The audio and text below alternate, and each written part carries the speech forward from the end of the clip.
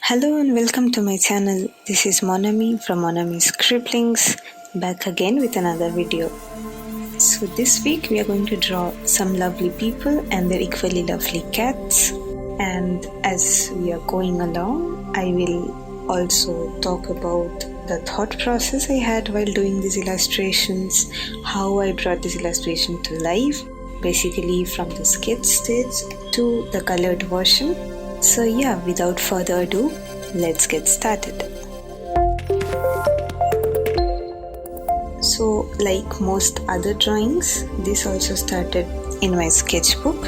So what I had in mind while designing the characters is that I really wanted to draw two people just in their comfortable space, hanging out with each other, being all in love, and then to add a bit of more homely vibe to it, I added their pets as well. So I decided to add two cats, one of which would be very clingy and the other one would be the notorious type, the one which doesn't really care about people or love.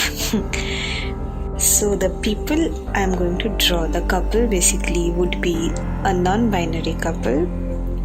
So if you still haven't guessed it yet, this is an illustration for the month of Pride. So naturally I wanted to draw some comfortable feelings of love, feelings of warmth, like that. So I had in mind a certain kind of mood I wanted to create. So to help me with that, I went up to Pinterest and I searched and made a mood board out of the illustrations I liked. So if you see on the left will be a collage of 4 pictures. So these pictures I got from Pinterest and I am using them as a reference and also as a mood board. So you will see that I will directly use some colors from these illustrations. So this also massively helped in making the illustration a bit more warm and soft, both of those feelings, right? You saw from the initial sketch as I did the line art, it took quite a bit of time, and as I went along I changed a few designs as well, like the hairstyle of the characters, the spectacles of the characters and all of this. So yeah, anyway, I'm also trying to adjust the position of the cats. So why I'm doing this is to improve the shape language of the illustration. So when I say shape language, I mean that of course the colors and the designs are important, but along with that certain little finer details, like if we arrange all the characters and elements in one single horizontal line, so that becomes very boring to look at, right? So it is important to add those little breaks in between. So yeah, that's what I was adjusting the cat and all. About the hairstyle, I have to mention, so I have been watching a lot of haircut videos and this baby bang thingy really got my attention, so I wanted one of the characters to have that. So now time for coloring. As you can see, the background color I directly picked from the mood board, even the skin color and the hair color as well. So another thing is that while doing this illustration, instead of picking up pure black color for the line art, I opted for a more purple bluish kind of thing.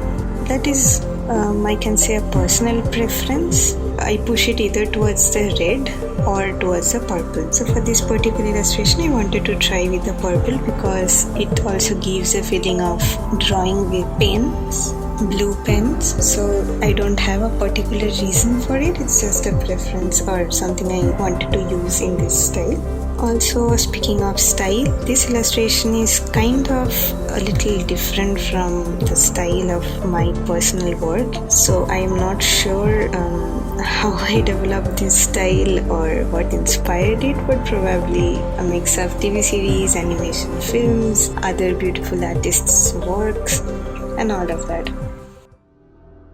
Yeah, for the colors of the shirts and all as well, I also kept a bit on the cooler side because the skin tone is a bit on the warmer side, so that gives a nice contrast again.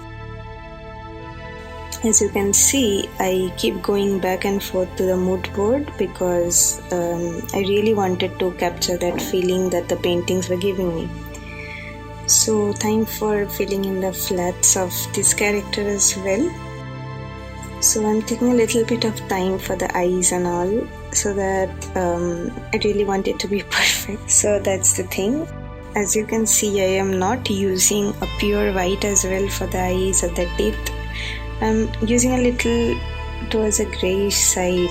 You can push the slider to yellow or to blue, whatever, just not the pure white thing. Because if you see any pictures, if you see in a selfie or something, unedited pictures I mean, you will see it's very rare that you find pure white eyes or pure white teeth, because there will be color dispersion from the nearby surfaces. So that's the reason. Anyway, the black cat is also done.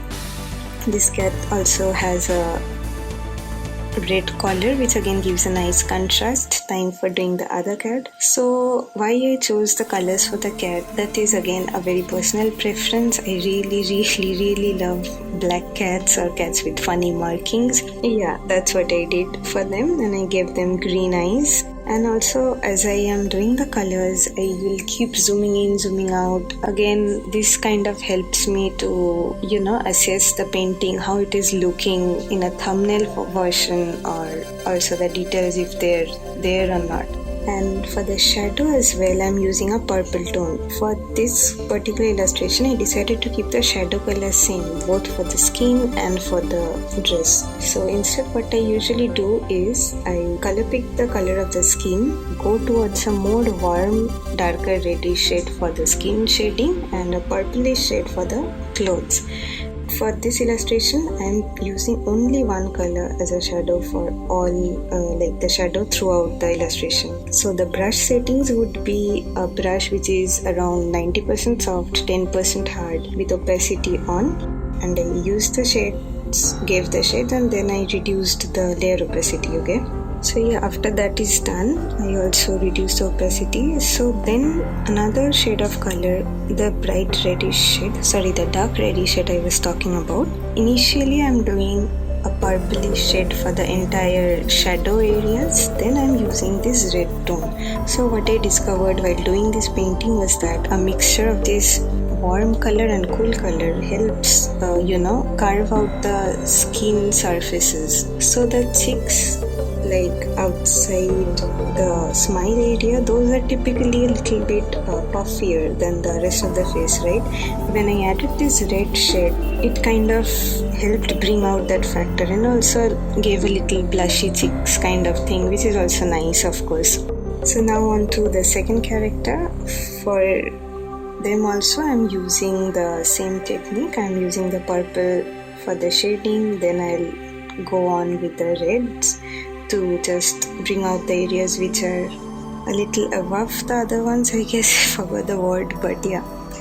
So, but the same thing I tried to do with their hand, but it was not looking good. So then onto the hair, again the grey shade I am using.